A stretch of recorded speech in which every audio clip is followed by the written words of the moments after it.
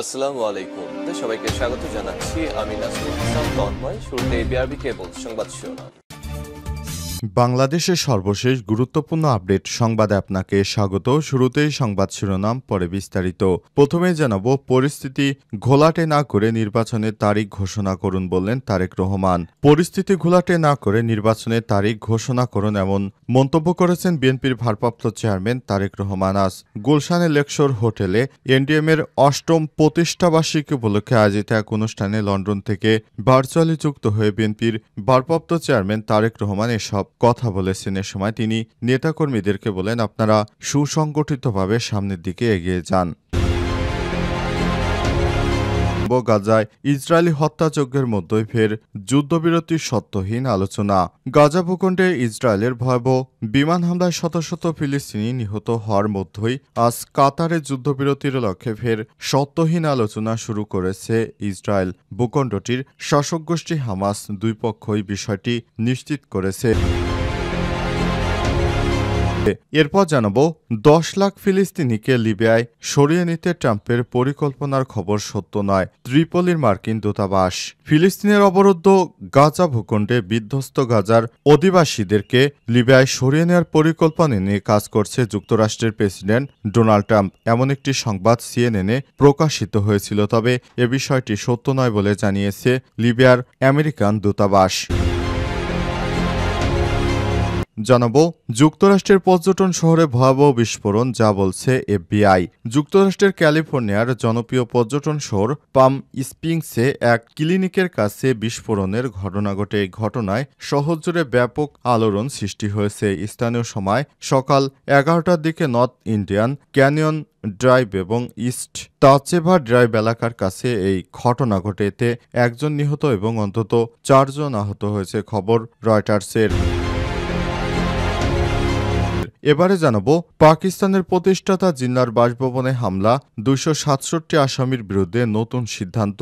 পাকিস্তান প্রতিষ্ঠাতা ও প্রথম governor general Mohammad Ali জিন্নার বাসভবন জিন্না হাউসে হামলা হয়েছে। হামলায় ২৬৭ জন অভিযুক্তের মধ্যে চার্জশিটের কপি বিতরণ করা হয়েছে। অভিযুক্তদের মধ্যে ইমরান খানের দল পিটিআইয়ের এর বেশ কিছু শীর্ষস্থানীয় নেতাও রয়েছে।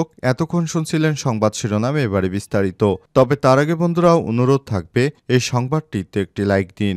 এই চ্যানেলে আপনি নতুন হয়ে থাকলে আমাদের সংবাদটি দেখতে দেখতে চ্যানেলটি সাবস্ক্রাইব করে রাখুন। কমেন্ট করে বন্ধুরা আপনার মূল্যবান মতামত জানিয়ে দিন আপনি বিশ্বের কোন দেশ থেকে বা বাংলাদেশের কোন স্থান থেকে আমাদের সংবাদটি দেখছেন এবং শুনছেন। আর বন্ধুরা, গাজা যুদ্ধে আপনি যদি নিরীহ ফিলিস্তিনিদের ভালোবেসে থাকেন, কমেন্টে ইয়েস লিখে বিশ্ববাসীকে জানিয়ে দিন। সংবাদটি আপনার সোশ্যাল মিডিয়া ফেসবুকে শেয়ার করে বন্ধুদেরও দেখার সুযোগ করে দিন। এবারে বিস্তারিত।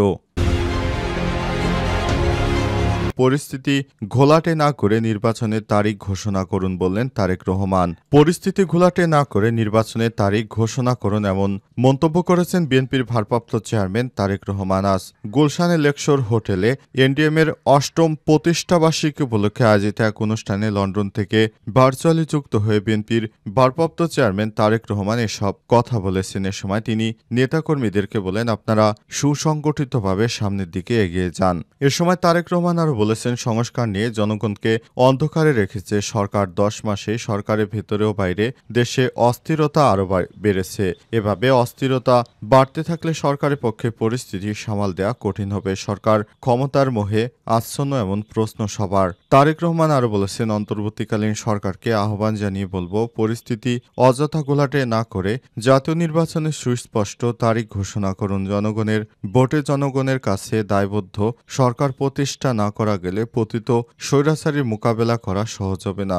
লোভ প্রলোভন থেকে মুক্ত থেকে অন্তর্বর্তীকালীন সরকার জাতীয় নির্বাচনের তারিখ ঘোষণা করে এবং বাংলাদেশের জনগণের অধিকার প্রতিষ্ঠার দায়িত্ব পালন করবে, এই আশা ব্যক্ত করেছেন তিনি। তারেক রহমান বলেছেন, আমি কবে দেশে ফিরব সেটি বলতে পারছি না। তবে তারেক রহমান আরও বলেন, বিএনপির গণতান্ত্রিক রাজনৈতিক দলগুলো অন্তর্বর্তীকালীন সরকারের উদ্দেশ্যে তাদের কর্মপরিকল্পনা নিয়ে একটি রোডম্যাপ ঘোষণার আহ্বান জানিয়েছে। সবকিছু বিবেচনা করলে আমরা দেখতে পাই সরকার এই আহ্বানে সাড়া দেয়নি। বিএনপির ভারপ্রাপ্ত চেয়ারম্যান আরও বলেন, ফ্যাসিবাদ বিরোধী বিভিন্ন আন্দোলনে আমাদের রাজনৈতিক নেতারা সক্রিয় রয়েছে। তাদেরকে আলাদা করে নতুন করে অন্তর্বর্তীকালীন সরকার দেশকে এগিয়ে নিতে পারবে না। গাজা ইসরায়েলি হত্যাযজ্ঞের মতোই ফের যুদ্ধবিরতির সত্যহীন আলোচনা। গাজা ভূখণ্ডে ইসরায়েলের ভয়াবহ বিমান হামলায় শত শত ফিলিস্তিনি নিহত হওয়ার মধ্যেই আজ কাতারে যুদ্ধবিরতির লক্ষ্যে ফের সত্যহীন আলোচনা শুরু করেছে ইসরায়েল ও ভূখণ্ডটির শাসক গোষ্ঠী হামাসের যোদ্ধারা। দুই পক্ষই বিষয়টি নিশ্চিত করেছেন। ফিলিস্তিনের স্বাস্থ্য কর্তৃপক্ষ জানায়, ইসরায়েলের সর্বশেষ এই বোমা হামলায় তৃতীয় দিনে কমপক্ষে 146 জন নিহত হয়েছে। মার্চে যুদ্ধবিরতি ভেঙে পড়ার পর থেকে এটি ইসরায়েলের অন্যতম প্রাণঘাতী হামলা এবং হতাহতের ঘটনা হিসেবে বিবেচিত হচ্ছে। শত শত মানুষ আহত হয়েছে, হাসপাতালগুলোতে চিকিৎসাধীন, আর অসংখ্য মানুষ ধ্বংসস্তূপের নিচে আটকে পড়ে আছে বলে আশঙ্কা করা হচ্ছে।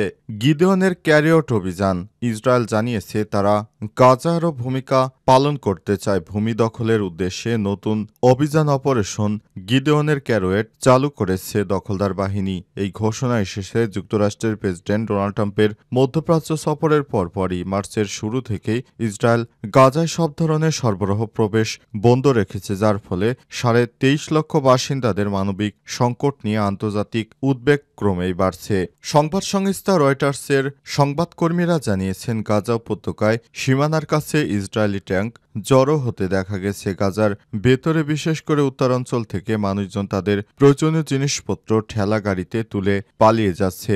একজন অধিবাসী 50 বছর বয়সী ইমাদ নাসির বলেছেন, ওরা বাড়িঘর বোমা মেরে উড়িয়ে দিচ্ছে আর মানুষ আতঙ্কে আছে। আমরা কি বা করব, কি বা করতে পারি? ওরা আমাদের মানুষ মনে করে না, পশুর মতো আচরণ করছে। তারা আমাদেরকে সরাসরি এখান থেকে উচ্ছেদ করতে যত রকম ষড়যন্ত্র আছে সব রকমের ষড়যন্ত্র শুরু করেছে। 10 লাখ ফিলিস্তিনিকে লিবিয়ায় সরিয়ে নিতে ট্রাম্পের পরিকল্পনার খবর সত্য নয় বলছে ত্রিপোলির মার্কিন দূতাবাস। ফিলিস্তিনের যুদ্ধবিধ্বস্ত গাজায় অধিবাসীদের লিবিয়ায় সরিয়ে নেওয়ার একটি পরিকল্পনা নিয়ে কাজ করছে যুক্তরাষ্ট্রের প্রেসিডেন্ট ডোনাল্ড ট্রাম্পের প্রশাসন। সংবাদ মাধ্যমে প্রকাশিত এমন প্রতিবেদনকে সত্য নয় বলে জানিয়েছে ত্রিপোলির মার্কিন দূতাবাস। সামাজিক যোগাযোগ মাধ্যম টুইটারে এক পোস্টে ত্রিপোলির মার্কিন দূতাবাস লিখেছে, গাজাবাসী লিবিয়ায় স্থানান্তরের কথিত পরিকল্পনা নিয়ে যে খবর প্রকাশিত হচ্ছে তা সত্য নয়। এর আগে শুক্রবার এনবিসি নিউজ এই সংক্রান্ত একটি প্রতিবেদন প্রকাশ করে। প্রতিবেদনে বলা হয়েছে, ট্রাম্প প্রশাসন গাজায় প্রায় 10 লক্ষ বাসিন্দাকে স্থায়ীভাবে লিবিয়ার রাজধানী ত্রিপোলিতে সরিয়ে নেওয়ার চেষ্টা করছে। পরিকল্পনার বিষয়টি জানাশোনা হয়ে গেছে এমন 5 জন ব্যক্তির বরাতে খবরটি প্রকাশ করা হয়। এনবিসির নিউজ তাদের মধ্যে 2 জন বিষয়টি সরাসরি অবগত। এদিকে ত্রিপোলি ভিত্তিক লিবিয়ার আন্তর্জাতিক স্বীকৃত জাতীয় ঐক্যের সরকার এখনও প্রতিবেদনটি নিয়ে কোনো প্রতিক্রিয়া দেয়নি। প্রসঙ্গত, গত জানুয়ারিতে দ্বিতীয় মেয়াদে যুক্তরাষ্ট্রের প্রেসিডেন্টের দায়িত্ব নেওয়ার পর গাজার ফিলিস্তিনিদের জন্য অন্য দেশে সরিয়ে নেওয়ার এবং উপত্যকাটি খালি করার পরিকল্পনা জানিয়েছিলেন ডোনাল্ড ট্রাম্প। এজন্য তিনি গাজার বাসিন্দাদের আশ্রয় দিতে মিশর, জর্ডানের প্রতি আহ্বান জানিয়েছিলেন। পাশাপাশি তিনি সৌদি আরবকেও চাপ দিয়েছিলেন। তবে এসব রাষ্ট্রগুলো এসব বাসিন্দাদের নিতে সরাসরি না করে দেয়। এরপরই তারা নতুন নতুন রাষ্ট্র খুঁজছে এদেরকে পুনর্বাসন করতে। যুক্তরাষ্ট্রের পর্যটন শহরে ভয়াবহ বিস্ফোরণ, যা বলছে এফবিআই। যুক্তরাষ্ট্রের ক্যালিফোর্নিয়ার জনপ্রিয় পর্যটন পাম স্প্রিংসে এক ক্লিনিকের কাছে বিস্ফোরণের ঘটনা ঘটেছে। এই ঘটনায় শহর জুড়ে ব্যাপক আলোড়ন সৃষ্টি হয়েছে। স্থানীয় সময় শনিবার 17 মে 11টার দিকে নর্থ ইন্ডিয়ান ক্যানিয়ন ড্রাইভ এবং ইস্ট তাচেভা ড্রাইভ এলাকার কাছে এই দুর্ঘটনা ঘটে।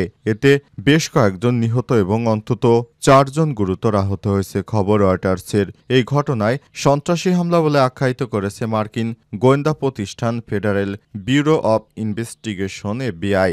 সংস্থার লস অ্যাঞ্জেলস ফিল্ড অফিসের সহকারী পরিচালক আকিল ডেভিস সাংবাদিকদের বলেছেন, তদন্তে আগ্রহী একজন ব্যক্তি রয়েছে এবং তারা কোনো সন্দেহভাজনকে খুঁজছেন না। তিনি কোনো বিস্তারিত তথ্য দেননি। ডেভিস আরও বলেছেন, নিহত ব্যক্তি আমেরিকার রিপ্রোডাক্টিভ সেন্টার পরিচালিত ক্লিনিকের বাইরে একটি গাড়ির কাছে ছিলেন। লস অ্যাঞ্জেলস থেকে প্রায় 100 মাইল পূর্বে পাম স্প্রিংসের মেয়র রন ডিহাট বলেছেন, সকাল 11টার আগে বিস্ফোরিত হয় বোমাটি ক্লিনিকের বাইরে পার করা একটি গাড়ির ভেতরে অথবা কাছাকাছি রাখা ছিল। সেখান থেকেই বিস্ফোরণের ঘটনা ঘটে এবং এই হতাহতের ঘটনা ঘটেছে। যুক্তরাষ্ট্রে এ ধরনের হামলাকে তারা সরাসরি সন্ত্রাসী হামলা হিসেবে অভিযুক্ত করেছে। এই হামলার নিন্দা জানিয়েছে যুক্তরাষ্ট্রের বিভিন্ন স্তরের প্রশাসন।